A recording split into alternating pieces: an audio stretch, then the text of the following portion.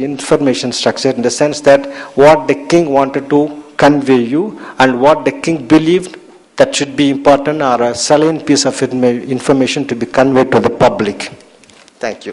From the conversation. Yes, sure. Tactic. Yeah. Also, there is Vandal Mahalakshmi Indrum Invitil Indrum Avalachi. So, can you say that the syntactical is what is being normally used in conversations and all, but only in poetry or inscriptions where there has to be some emphasis, you change it to put the verb. Yeah, this is simply what you call a kind of early conversation in written literature. Even when you want to make some special effect on some of the things, say for example, are you Murugayan? No. Simply no, I am not. So in that case, instead of saying no, I am not, I can just look at you and nod, no.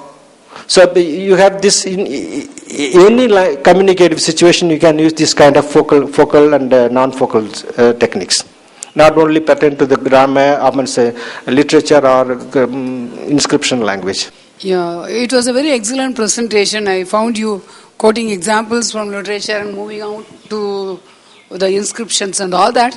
I don't have a question, I have just an observation. It brings to my mind what they do in the name of new historicism in Western literature, where there is no privileging of literary texts. Like they balance literary texts with these kind of inscriptions to give a better understanding of a given age. For instance, you want to read the Sangam age, you not only focus on Sangam literature, but also on these things. Of course. So I find in your paper a kind of the modern new historical historicism, which has been propounded by theorists like Stephen Greenblatt. That's what they say naturally more important than linguistics. Whenever you remove the word or sentence from the context, that will never give the intended meaning. To get the intended meaning, you should have the context. In some way, you can simply say that words have no meaning without context. Sentence has no meaning without context. So that was very informative. Thank you. தமிழ்ல வினைச்சொற்கள் இடையில கடைசியில இப்படிலாம் மாறி மாறி வருவது இயற்கையாக நாம் பார்த்துருக்குறோம். எபிரேய மொழியில் நீங்கள் சொன்ன மாதிரி வினைச்சொற்களை முன்னிறுத்தி தான் எல்லா வாக்கியங்களுமே அமைக்கப்பட்டிருக்கின்றன. பிப்ளிக்கல் ஹீப்ரு பார்த்தீங்கன்னா படைத்தார் கடவுள் ஆதாமை இப்படிதான் வருது. அந்த முழுக்க அந்த எபிரேய மொழியினுடைய மொத்தமான அந்த இலக்கிய வரிகள் எல்லாமே இப்படித்தான் வருது. இது எப்படி இதனுடைய தமிழ் தொடர்புபடுத்த முடியுமா? அவங்களால தொடர்பு இருக்க முடியாது. ஏன்னு கேட்டீங்கன்னா ஒவ்வொரு மொழியும் ஒவ்வொரு விதமான அதாவது தொடரியல் கூற்றுல வேலை செய்யுது. இப்போ ஆங்கிலத்தை எடுத்துக்கிட்டீங்கன்னு சொன்னாக்கா ஐ ஏட் அன் ஆப்பிள்னு வரப்போகுது. அப்போ அந்த மாதிரி ஒவ்வொரு மொழிக்கும் அது இருக்கு. அது ஹிஸ்டாரிக்கலா இப்பதான் பார்த்தோம். நாம ஆங்கிலம் என்பது பிற்காலத்து மொழி. இன்றைக்கு செம்மொழிகள்ல எபிரேயமும் தமிழும் இன்றைக்கும் வாழ்ந்து கொண்டிருக்கிற மொழிகள். ஆகவே நாம் அந்த ரெண்டு மொழிகளையும் ஒப்பிட்டு பார்ப்பதுங்கிறது ஒரு மொழியியல் துறையில மிக சிறப்பான ஒரு இதா இருக்கு. செய்யலாங்க. நான் ஒரு தமிழ் அறிஞனோ இல்லை ஒரு புலவனோ ஆராய்ச்சியாளனோ அல்ல. நான் சாதாரண மனிதன் தான். இருந்தாலும் எங்களை மாதிரி தான் இதே போன்ற நிகழ்ச்சி பார்க்கும்போது மிகவும் ஆர்வமாக இருக்கிறது. இதில் இலக்கிய பூர்வமாகவும் இலக்கண பூர்வமாகவும் சப்ஜெக்ட் வெர்ப் ஆப்ஜெக்ட் என்பதை பற்றி ஆராய்ச்சி செய்யலாம் பண்ணேன். இதற்கு மேலே நான் ஒரு சொற்பொழிவில் கேட்ட ஒரு விஷயத்தை கண்டேன், சீதையை கண்டேன். இதை விஷயமாக எல்லோருக்கும் தெரியும்.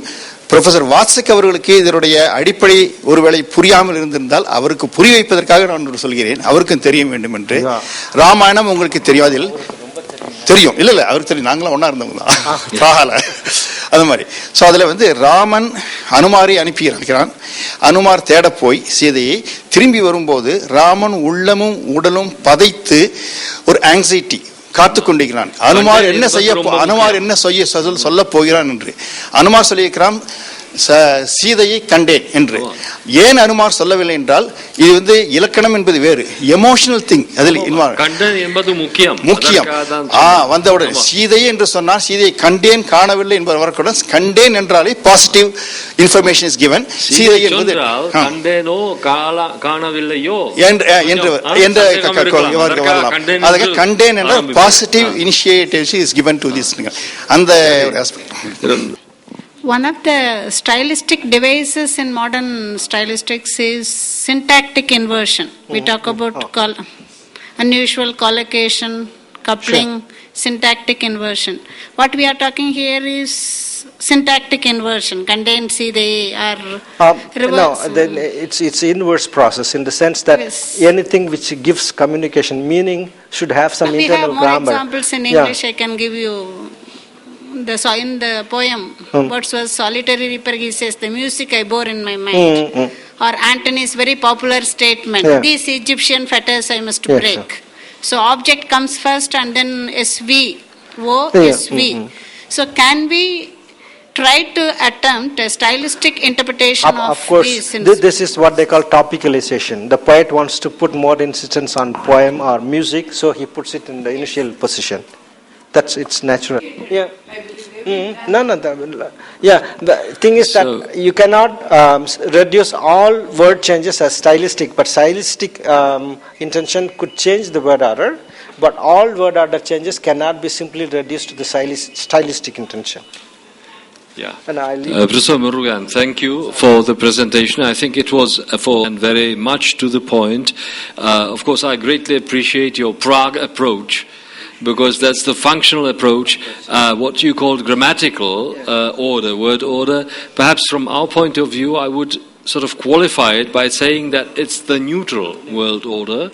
And the moment, word order, and the moment you have some reason to change it, which is contextual, semantic, and all that, of course, then something happens where it can be even reversed and quasi nonsensical. I think, the general typology of certain languages, that belongs also to the question which was asked before, is sort of standardized, shall I put it, but somehow the descriptions, the grammatical descriptions of that are sort of mechanical. And in fact, I don't have now the book of the name of the book in head. Turkic and these languages, they have the same word order, but still there is a book describing this phenomenon, this word order in Turkic, and the percentage where it is reversed when you take natural speech. That was the observation of natural speech, I remember. Then that was relatively very high. Some years back I would have to look up, but we stay in contact. So once again, thank you. Thank all those who contributed to this.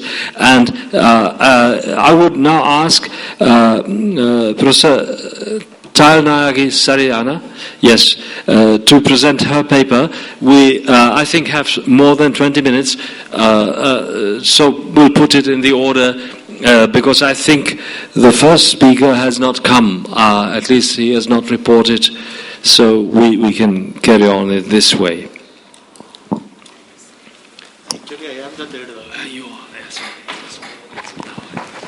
Distinguished Chairman of the session, learned fellow paper presenters, and other dignitaries seated below. Good afternoon to everybody.